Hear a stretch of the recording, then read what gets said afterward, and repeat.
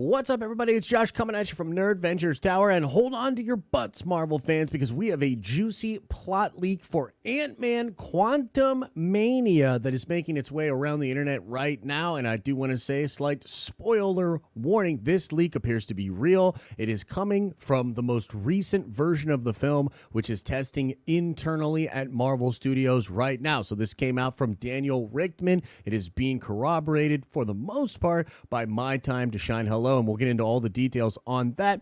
Also, we did talk about some beats yesterday in a video, which you guys seem to really enjoy, talking about Kang in Quantumania, the deal with that. That came from KC Walsh, and that also appears to be coming from this current version of the film, which again, this is a version of the movie being tested internally at Marvel. Some things could change, but here's the general stuff coming from the leak. So according to Daniel, in a flashback, we see Janet meeting Kang inside the quantum realm during the years that she was trapped in there, and she senses that he's a threat. In the present, she senses him again and calls the whole Ant-Man family into the quantum realm. Kang wants to take over the center of time, so he invades the quantum realm. They explore it together and see what's going on.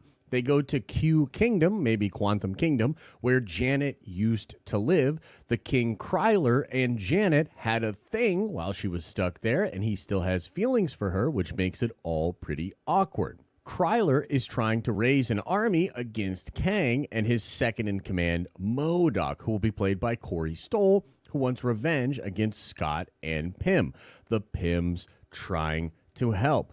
MODOK essentially betrays Kang to help the heroes and making Kang powerless and gets him stuck in the quantum realm. Then MODOK turns on the heroes and gets them stuck in the quantum realm with Kang while he, MODOK, goes free. And then that's pretty much the ending. And again, he mentions that this is a testing version, so there could be some things change. In fact, if you look at the comments made by My Time to Shine Hello, she actually says that he doesn't, or that Janet does not meet him in the past. She meets him in the present. Also heard the ending might change, but they're still going to get stuck there, but it could play out differently.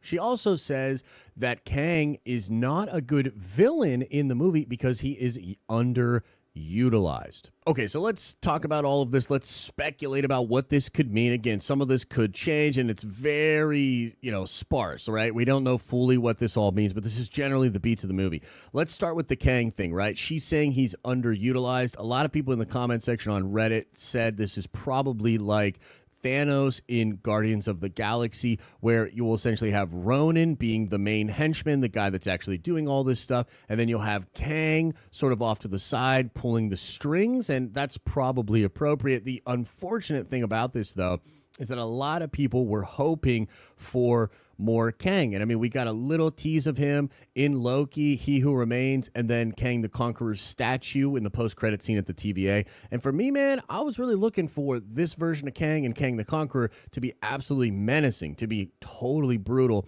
and to be a big threat on the level of Thanos in the MCU. And I think Jonathan Majors is that guy. Like, he has that talent. He can bring that into a performance. And so it's a little bit, of a bummer to hear that maybe he's underutilized and not that great. But again, this is testing, so maybe that will be something they hear in the testing, and they'll do more stuff with him, give him a little bit more shine, because that would be an issue for me.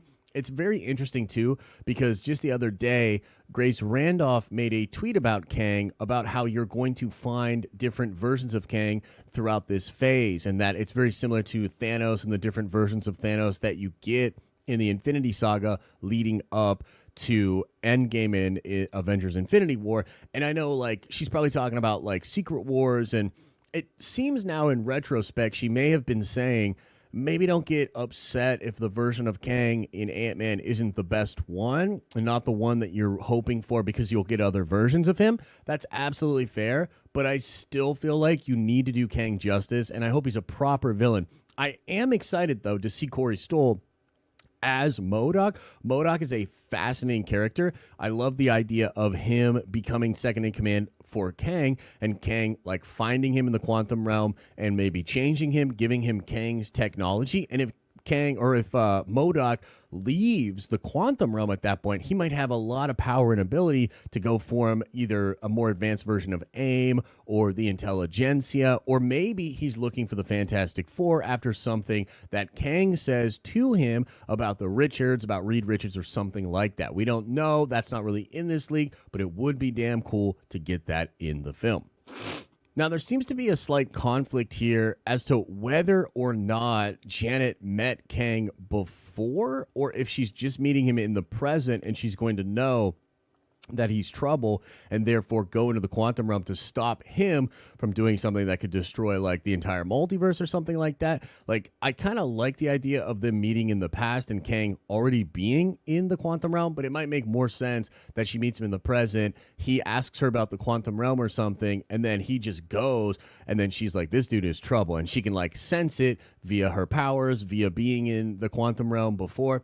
And the idea that Kang is trying to go into the quantum realm to take over all of time, right? It says Kang wants to take over the center of time, so he invades the quantum realm. That's really cool, because if Kang's even in the present day MCU, then he's already time traveled. He's time traveled from the future to the past. That's Kang. That's pretty common. But the idea of him wanting to go to the center of time, that's kind of intriguing. I'm not sure what that means, but it could bring us closer to the Secret Wars idea. It could explain the multiverse a little bit more. And I have heard insiders say that while this movie isn't really dealing with the multiverse, it is going to deal with some principles that will guide how we understand the multiverse moving forward. And I think that absolutely has to come via the quantum realm and this idea of the center of time. So something like that's going to be cool, and I can't wait to see it explored. Krylar trying